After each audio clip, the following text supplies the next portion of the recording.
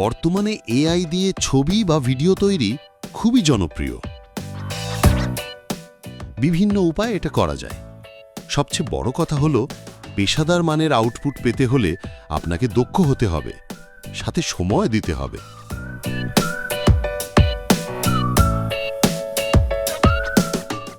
তবে দিন দিন টুলসগুলো এত আপডেট হচ্ছে যে সবার জন্য কাজগুলো সহজ হচ্ছে। ভবিষ্যতে হয়তো আমাদের মনের বলা কথাগুলো পড়ে সে ফলাফল দিতে পারবে।